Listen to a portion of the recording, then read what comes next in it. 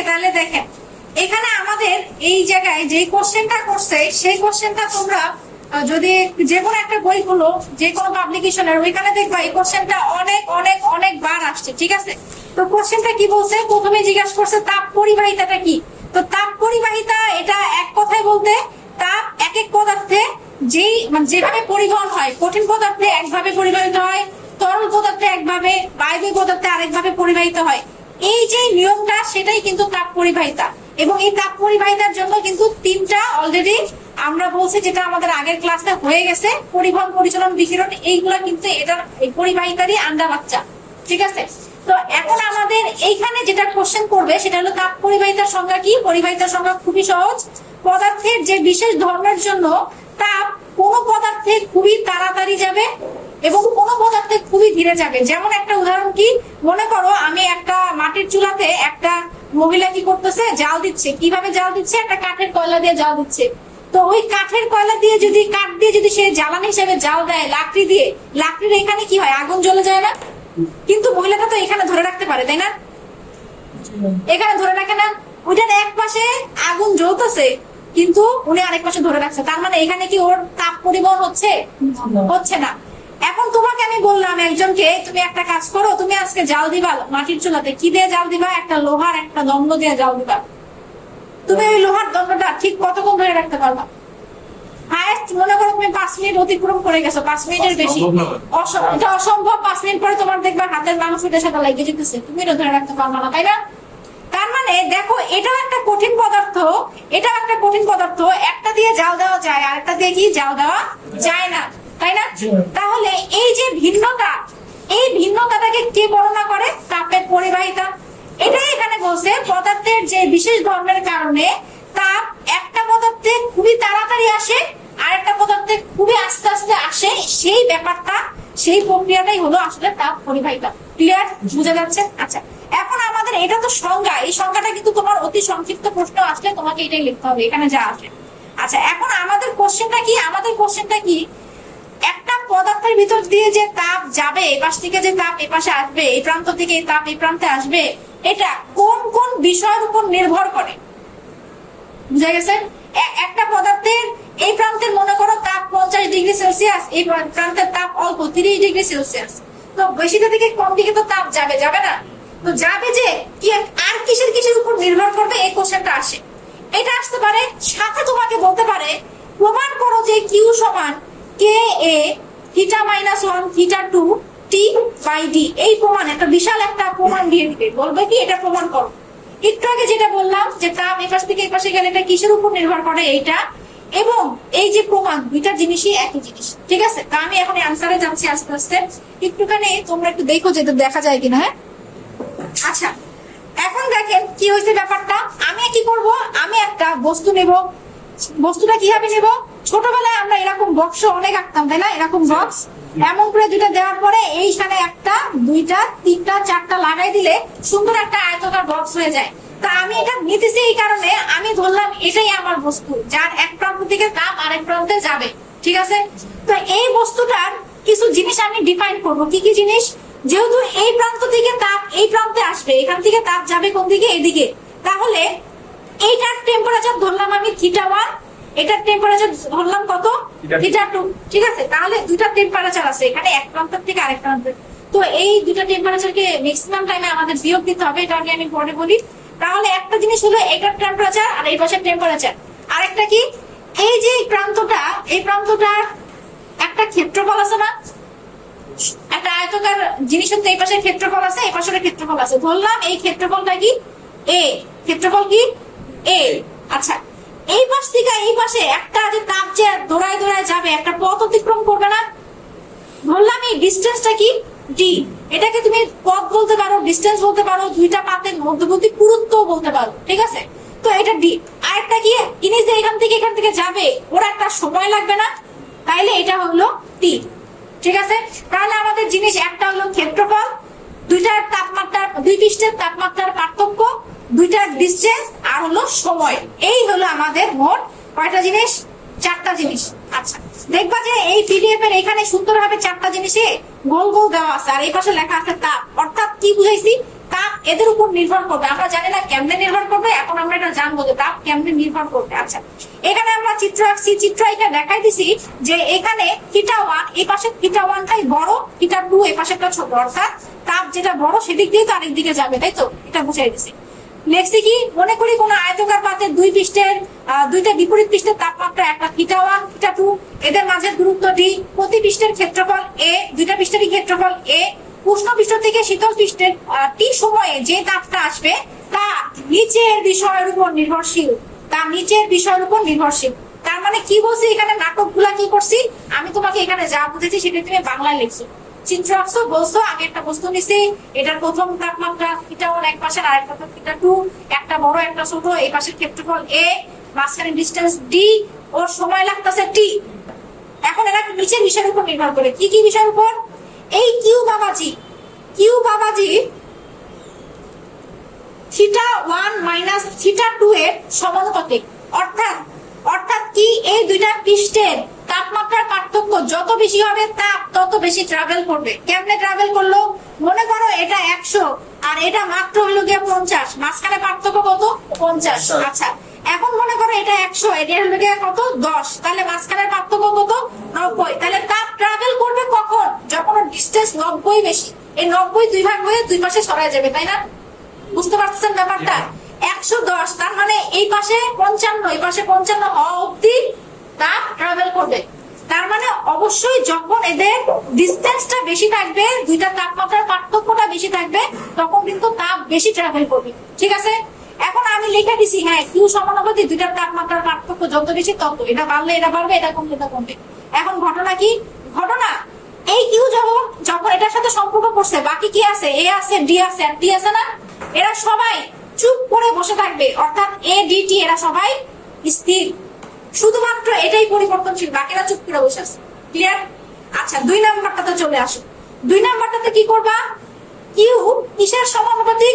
এই যে এটা বসে আছে এরও সমানুপাতিক। এখন দেখো বস্তুটা হলো যে ছোট, আমার এই বস্তুর এটা কত ছোট দেখছো?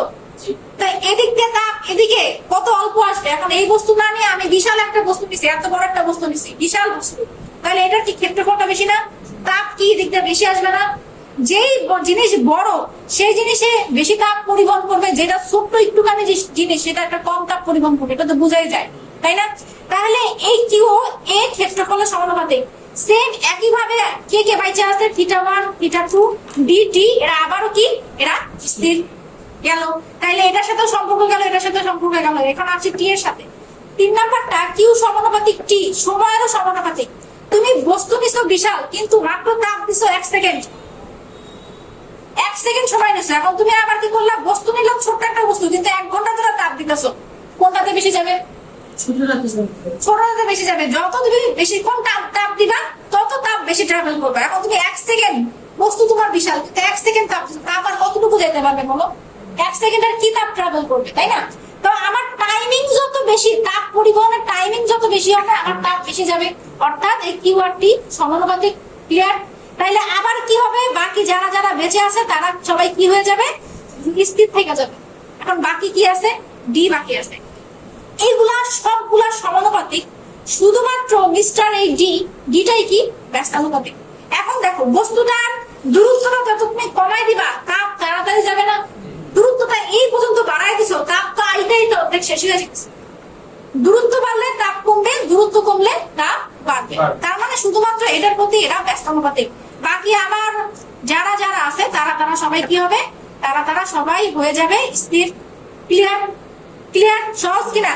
এখানে এই জিনিসটাই বলা আছে এইভাবে, এই জায়গায় যেগুলো লেখা আছে, পিডিএফ তো আছে সবার কাছে, এই জিনিসটা এখানে বলা আছে। ঠিক আছে, এখন কথা হলো আমরা তো এই ঘটনাতে একজন একজনকে নিয়ে কাজ করছি, বাকি সবাই চুপচাপ বসায় রাখছিলাম স্থির, কিন্তু এখন এরা সবাই আন্দোলন করবে, কেউ স্থির বসে থাকবে না। সবাই বলতেছে কি না, আমরা সবাই পরিবর্তনশীল হইতে চাই, আমরা সবাই অ্যাক্টিভ, কেউ ডিঅ্যাক্টিভ না। তাইলে ঘটনা কি করবে? 1 2 3 4 মিলিয়ে পাই, মিলিয়ে কি পাবো? কিউ সমানুপাতিক θ1 θ2 a t বাই d, এটা হয়ে যায় না? হয় কিনা? মানে সবাইকে মিলাই দিছে, এটাও সমানুপাতিক, এটাও সমানুপাতিক, এটাও সমানুপাতিক, ব্যস্তানুপাতিক নিচে গিয়ে ব্যস্তানুপাতিক শুধুমাত্র ডি নিছে, এটা হয়ে গেল। এখন কাহিনী কি? সমানুপাতিক মানে কি সমান? সমানুপাতিক মানে কিন্তু নট টোটালি ইকুয়াল, একবারে সমান নয়, প্রায় সমান। এই সমানুপাতিককে সারা জীবন সমান করার জন্য আমাদের নিয়ে আসতে হয় একটা ধ্রুবক। এখানেও আমরা একটা ধ্রুবক নিয়ে আসবো যেটার মান কি কে। কে নিয়ে এসে আমরা এটা ব্যালেন্স করে দিব। এটাই তোমার প্রুফ, এটাই তোমার প্রমাণ। এই কেটাকে বলা হয়, এই কেটাকে বলা হয় তাপ পরিবহন গুণাঙ্ক। এটা নিয়ে আমার একটু হিস্টরি আছে, কোশ্চেন আছে, এটা আমি দেখাই দিব। তো আপাতত এই কোশ্চেনটা একটু বুঝো। এই হলো তাপ পরিবহন গুণাঙ্ক। তুমি কি বুঝতে পারতেছি আমি? এই কে হলো তাপ পরিবহন গুণাঙ্ক। এখন এই যে দিয়ে দিলাম প্রুফ, তোমার প্রমাণ, এটাই করতে বলছিল, এই সেই প্রমাণ। এখন কথা হলো প্রমাণ তো ক্লিয়ার, এ পর্যন্ত কি কোনো প্রবলেম আছে না? এখন কথা, এই মজার অঙ্কটা, এই মজার ম্যাথটা যদি বাংলায় আসে, শুধু তোমার প্রমাণ বলে নেই, তোমার এই এক লাইন বলছে পদার্থের মধ্যে তাপ কিসের উপর নির্ভর করে, শুধু এটা বলছে, তাই না? তখন কি তুমি কষ্ট করে এতখানি লিখবা? না ম্যাম, শুধু ওইটুকু লিখবো না, এতখানি লেখার প্রয়োজন নেই। তখন তুমি কি করবা, তুমি পারলে এই সূত্রটাকে একটুখানি মনে রাখবা। মনে রেখে তুমি কি করবা, এই যে তুমি 4টা পয়েন্ট লিখছো না, 4টা পয়েন্টও দিয়ে দিতে পারো। নাইলে কিভাবে লিখবা, বাংলায় লিখবা। কেমনে লিখবা? পদার্থের মধ্যে দিয়ে তাপ দুই প্রান্তের তাপমাত্রার পার্থক্যের সমানুপাতিক। অর্থাৎ তাপমাত্রা বাড়লে তাপ বাড়ে, তাপমাত্রা কমলে তাপ কমে। এতটুকু বলে দিলাম। আবার বলবা পদার্থের মধ্যে দিয়ে তাপ একটা যে কোনো পৃষ্ঠের ক্ষেত্রফলের সমানুপাতিক, বাংলায় লেখা। আবার কি বলবা, তাপ যেই প্রবাহিত হয় তার সময়ের সমানুপাতিক। আবার তাপ কি, এই দুইটা প্রান্তের মাঝখানে যে ডিসটেন্স তার ব্যস্তানুপাতিক। এই কথাগুলো তুমি চাইলে কিভাবে লিখতে পারো, বাংলায় লিখতে পারো। ক্লিয়ার? বুঝা গেছে? বাংলায় লিখলেও তোমার অ্যান্সার হয়ে যাবে। আর একটা ব্যাপার, এই কোশ্চেনটা কিসে আসবে, 8 নাম্বার কোশ্চেনের জন্য আসে। অর্থাৎ গ বিভাগেও মাঝে মাঝে এই কোশ্চেনটাকে দেখা যায়। এখন যদি গ বিভাগে কোশ্চেনটা আসে, তাইলে আমরা এই কোশ্চেনটার অ্যান্সার কেমনে দিব? তুমি যা লিখছো তাই লিখছো, কিন্তু এটা তো 2 পেজ। 2 পেজ মানে কি, 2 পেজ কিন্তু আসলে 8 নাম্বারের জন্য যথেষ্ট না। তখন তোমার যে আমি বাংলা লাইনগুলো লিখতে বলছি, সেগুলো তুমি যে কোনো একটা জায়গায় লিখে নিবা। তাইলে কি হবে, একটা প্যারা বেড়ে যাবে। বুঝতে পারছো আমি কি বললাম? আর এস এর পুরিটা। আচ্ছা, এখানে দেখেন, এই যে আমি যেটা তোমাদের বলতেছিলাম, এই কোশ্চেনটা দেখো, এই যে বাংলা লেখা। যদি তোমার শুধু বাংলাতেই কোশ্চেনটা আসে, তুমি চাইলে বাংলা এই কয়টা লাইনে দিয়ে দিতে পারো, এতটুকু। এটা কিভাবে লিখছে আমি তোমাকে যেটা শিখাইলাম, এটারই বাংলা ফরম্যাটে বাংলাতে বুঝতে হয়ে যাবে। এখন এটা আসছে তোমার কিসের কোশ্চেন আসছে, বড় কোশ্চেন আসছে। এটা বাদে তো সব লেখাই আছে, তুমি চাইলে কোশ্চেনটা বড় করার জন্য এই প্যারাটা অ্যাটাচ করে দিতে পারো। তাহলে তোমার কোশ্চেন অটোমেটিক কি হয়ে যাবে, বড় হয়ে যাবে। বুঝে গেছে? তো এই ছিল আমাদের এই কোশ্চেনটা। এখানে একটা অতি সংক্ষিপ্ত, একটা সংক্ষিপ্ত, আবার এটার বড় ভার্সনও কিন্তু আছে। তুমি মিলায়ে বুঝাইলে। ক্লিয়ার? বুঝা গেছে? আল্লাহ, দেখেন আমরা একটু আগে একটা সমীকরণটা শিখলাম। কি সমীকরণ? কিউ সমান কে এ থিটা 1। তোমার শব্দ করতেছো কেন? এই প্রত্যেকটা শব্দ এখানে অ্যাটাচ হবে, পরে তোমরাই শুনতে পারবা না। কিউ সমান K theta 1 minus theta 2 T by D. এটা আমরা শিখছি না? একটু আগে আমি বলছিলাম এখানে যেই বান্দা কে, সেই কে কে আমরা কি বলি, তাপ পরিবহন গুণাঙ্ক বলি। তাপ পরিবহন গুণাঙ্ক। এই তাপ পরিবহন গুণাঙ্কের একটা সুইট একটা সংজ্ঞা আছে। এই সংজ্ঞাটা এই যে তোমাদের এখানে যে টিচার নিয়োগ হয় না, টিচার নিয়োগেও এই কোশ্চেনটা দিয়ে দেয়। এটা মানে গুরুত্বটা এতটা বেশি। বুঝা গেছে? মানে এই প্রশ্নটা এখানে থাকে। তাপ পরিবহন গুণাঙ্ক কি, এই কোশ্চেনটা আসে আমাদের কোথায়, ক বিভাগে। ঠিক আছে, অতি সংক্ষিপ্ত প্রশ্নে। তাহলে আমরা তো বুঝতেই পারতেছি এই কেটা হলো তাপ পরিবহন গুণাঙ্ক, তাই না? তো কেটাকে কি আমরা এভাবে লিখতে পারি না, Q D by A theta 1 minus theta 2 D T, এইভাবে কি লেখা যাবে নাকি? দেখো তো, তাপ পরিবহন গুণাঙ্ককে কেটাকে এক পাশে রেখে কিউ আর ডি একসাথে করে দিচ্ছি, বাকিটাকে নিচে নিয়ে দিচ্ছি, লেখা যাবে না? আচ্ছা, এখন দেখো তাপ পরিবহন গুণাঙ্কর সংখ্যা কি দিছে। সংখ্যাতে বলছে একক ক্ষেত্রফল, অর্থাৎ এই এরিয়ার মানটা কত, 1। একক ক্ষেত্রফলের একক পুরুত্ব, তার মানে ডি এর মান কত, 1 মিটার বা সামথিং এরকম। একক পুরুত্বের কোন পদার্থের দুইটা বিপরীত তলের তাপমাত্রার পার্থক্য 1 কেলভিন হলে প্রতি সেকেন্ডে, প্রতি সেকেন্ড মানে কি 1 সেকেন্ডে, 1 সেকেন্ডে এক পাশ থেকে আরেক পাশে যেই তাপ যায় সেটাকে আমরা কি বলি, তাপ পরিবহন গুণাঙ্ক বলি। কিছু বুঝতেছো নাকি মাথার উপর দিয়ে যাচ্ছে? কিছুই বুঝো নাই। এখানে যে সমীকরণটা আছে সেই সমীকরণটা কেমনে আসছে এটা তো বুঝছো। এখানে সংখ্যাতে বলছে একক ক্ষেত্রফল, তার মানে এই ক্ষেত্রফলের মান মনে করো, একক ক্ষেত্রফল মানে কি 1 মিটার স্কয়ার। একক ক্ষেত্রফল এবং একক পুরুত্ব। পুরুত্ব মানে কি বুঝলাম? ডিস্টেন্স। এটা মনে করো 1 মিটার। কোন পদার্থের দুইটা বিপরীত তলের তাপমাত্রার পার্থক্য কত ধরছি? 1 কেলভিন হলে প্রতি সেকেন্ড মানে কি? 1 সেকেন্ড। প্রতি সেকেন্ডে, তার মানে দেখো দুনিয়ার যত কিছু আছে সবকিছুর মান কি হয়ে গেছে? সব এক। যদি সবাই যদি এক হয়ে যায় আসলে কে মানে কি? কিউ হয় না? হইতেছে নাকি হইতেছে না? যদি সবার মান এক হয়ে যায় তাহলে কে মানে কি? কিউ না? তাহলে তুমি সংজ্ঞাটা এইভাবে দিবা, এদের মান সবার যদি এক এক এক হয়ে যায় তাহলে পরিবাহীর এক পৃষ্ঠ থেকে আরেক পৃষ্ঠে যেই তাপটা যায় সেটাই হলো আমার তাপ পরিবহন গুণাঙ্ক। কিছু বুঝলাম? সবার মান এক হলে পরিবাহের এক প্রান্ত থেকে এখন এটাই তো আর বলতে পারবো না যে সবার মান এক হয়ে গেলে। তোমাকে কি বলতে হবে? এখানে যেভাবে বলছে, কি বলছে?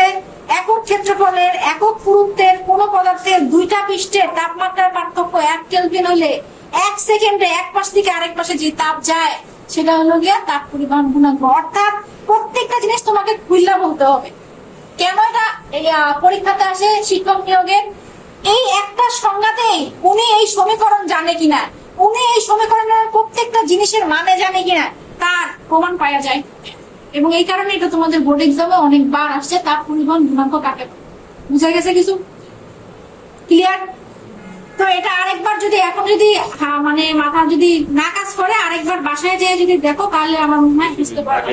ঠিক আছে? তো এরপরে তাপ পরিবহন গুণাঙ্কের একক কি যদি বলে, একক তোমরা চাইলে ডিরেক্ট একক মুখস্থ করতে পারো। এখানে যা আছে watt per metre per kelvin, joule per second per metre per kelvin, যে কোনো একটা দিলেই পারো। এটা মুখস্থ মান। এটা এখন মুখস্থ তোমাকে করতে হবে, কিংবা তুমি চাইলে কোনো একভাবে অন ভিডিওতে না বলি কিভাবে কি নিবা। ঠিক আছে? তো এটা মুখস্থ করতে হবে। আমি এটা দেখাই দিব কেমন এটা আসছে, সেটা দেখাই দিব। আরেকটা জিনিস আছে মাত্রা, তাপ পরিবহন গুণাঙ্কর মাত্রা। তোমরা কি মাত্রার সাথে পরিচিত কিনা আমি জানি না। ভর, দৈর্ঘ্য আর সময়ের মাত্রা, এগুলার মাত্রা, ভরের মাত্রা এম, দৈর্ঘ্যের মাত্রা এল, এগুলা কি আমরা জানি? হ্যাঁ জানি। তো এগুলার মাত্রা কিভাবে আসে? তাহলে আমরা এখন দেখি যে আসলে কে একক এবং মাত্রাটা আসলে কিভাবে আসতেছে। ঠিক আছে?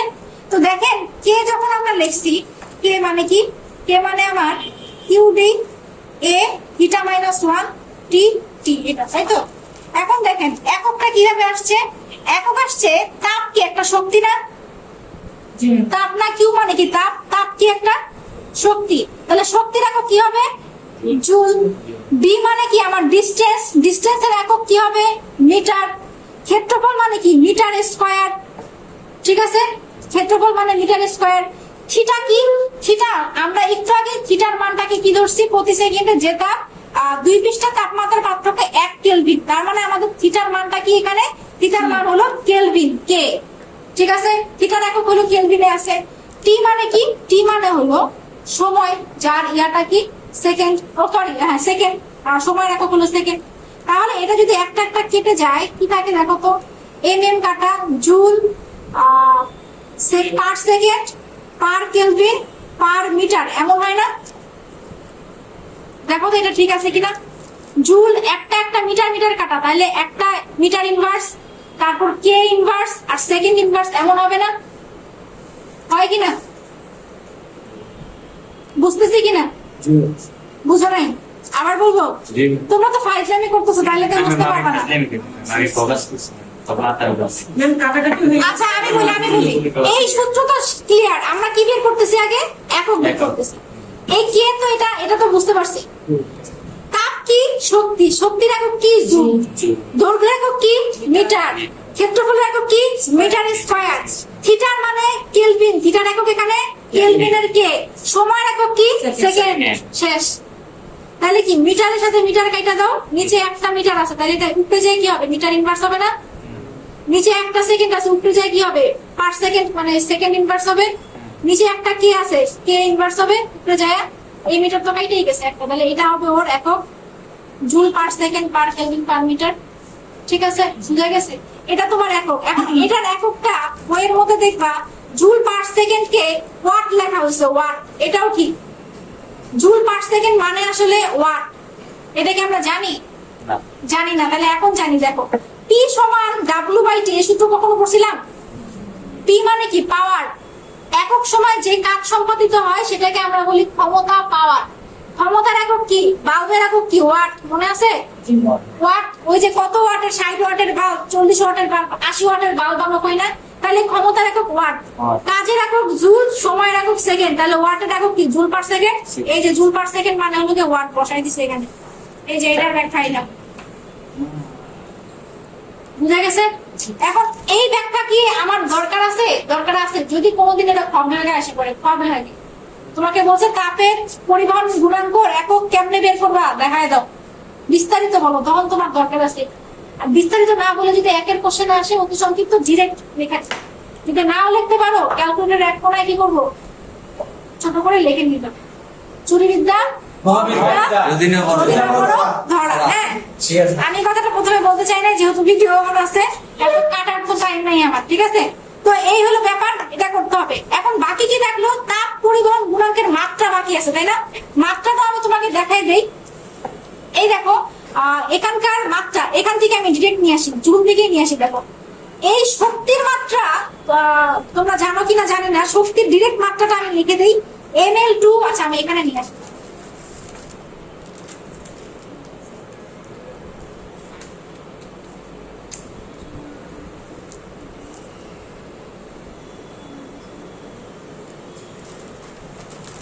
আচ্ছা, এখানে দেখো, এইখানে উপরে দেখো তো ভিডিওটা হচ্ছে কিনা।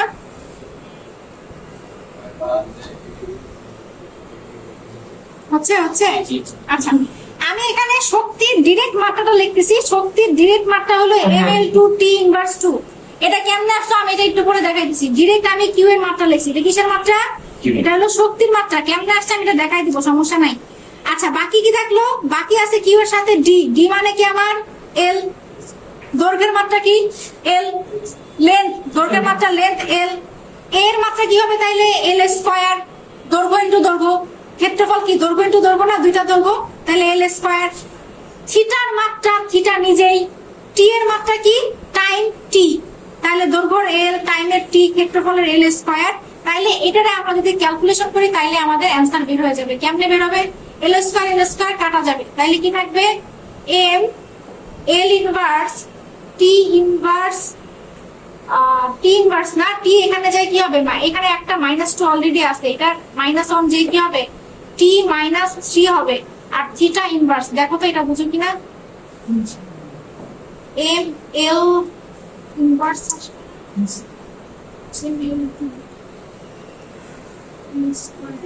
আচ্ছা এখানে আরেকটা এল আছে না, এম এল 2, এটা এল আছে না, এটা তো কাটাই গেছে, শুধু এল, এটা এল নাই, শুধু এল। এম এল আবার ভালো করে লিখতেছি, দেখো M L T inverse 3 theta inverse 1। দেখো এমন হয় নাকি? দেখো দেখো তো এটা, ছেলেরা দেখো মাথা কাটাও, মাথা তো অনেক কিছুতে কাটাই আসছো, এটাতে দেখো বুঝো কিনা। আমি এখানে কিউ এর মাত্রাটা ml2 টি ইনভার্স 2 এটাকে রেখে দিছি, এটা আমি এখন ব্যাখ্যা করবো কেন আসছে এটা। বাকি ডি এর মাত্রা এল, এর মাত্রা এল স্কয়ার, থিটার মাত্রা থিটা, টি এর মাত্রা টি নিজেই, তাই না? এখন দেখো ক্যালকুলেশন করলে এটা আসে কিনা, দেখো ভুল আছে কিনা, ঠিক আছে এটা দেখো। ঠিক আছে, কিভাবে ঠিক থাকলো? এল স্কয়ার তো কাটাই চলে গেছে, তাই না? এল স্কয়ার কাটা, এখানে একটা এল আছে, তারপর টি এর মাথায় -2 আছে, নিচে আরেকটা টি আছে, তাইলে কি হবে? টি এর মাথায় -3 হবে, নিচেরটা যায়, আর এই থিটা কি হয়ে যাবে? -1। এই হলো তোমার কিসের মাত্রা? এটা হলো আমাদের তাপ পরিবহন গুণাঙ্কের মাত্রা। এখন কথা, শক্তির মাত্রা এটা কেন আসলো? শক্তিটা কেন? শক্তি এবং কাজ একই একক, এটা কি জানি আমরা? কাজ যেই কথা, শক্তি একই কথা, এটা কি জানি? কাজের একটা সূত্র পড়ছো কিনা জানি না, W = Fs, এটা কি পড়ছি আমরা? Fs, F এর F মানে কি? বল। বলের এককের সূত্র কি ছিল? F মানে ma, মনে আছে? ma, তাইলে কি F মানে ma হইলে এটা হলো S। m এর একক, m এর মাত্রা m, এর মাত্রা l t ইনভার্স 2, s এর মাত্রা l, তাইলে কি হবে? m l square t inverse 2। দেখেন তো বুঝুন কিনা কি হয়েছে, বুঝছেন? ভরের মাত্রা ক্যাপিটাল M, ত্বরণের মাত্রা L T ইনভার্স 2। ত্বরণের মাত্রা কি? ত্বরণ মানে কি? সময়ের সাথে বেগের পরিবর্তনের হারকে ত্বরণ বলে, মনে আছে? সেখান থেকে ত্বরণের মাত্রা L T ইনভার্স 2, আর সরণ মানে L, তাহলে ml2 T ইনভার্স 2। এটাকে আমরা ডিরেক্ট এখানে লিখছিলাম। বুঝা গেছে? এখানে ত্বরণের মাত্রা LT ইনভার্স 2, LT ইনভার্স 2 কিভাবে হয়েছে? V/T, V এর মাত্রা হলো LT ইনভার্স 1, নিচে আরেকটা T, তাইলে কি হবে? LT inverse 2। যারা ফিজিক্স ভালো করে পড়ো নাই তাদের এই জিনিসগুলো প্রবলেম হতে পারে। আচ্ছা, তো এই গেল তাপ পরিবহন গুণাঙ্কের একক আর মাত্রা। এখন এত কিছু না বুঝলে আমরা কি করবো? মুখস্থ করবো, ঠিক আছে? এত অঙ্কে আসে নাই নাকি? শেষ। আচ্ছা, তো এইখানে আপাতত তাপ পরিবহন গুণাঙ্ক শেষ।